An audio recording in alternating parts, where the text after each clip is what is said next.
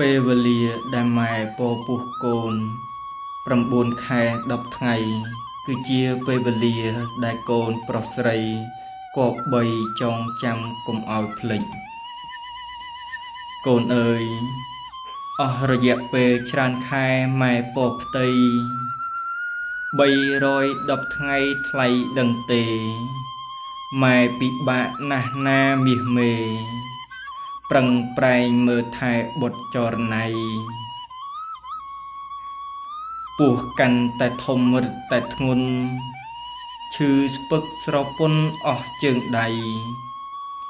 វិលមុខរកក្អួតស្ទើររាល់ថ្ងៃចុកចាប់ពេកក្រៃមិនហ៊ានស្រែកហូបមិនបានសម្រានមិនលក់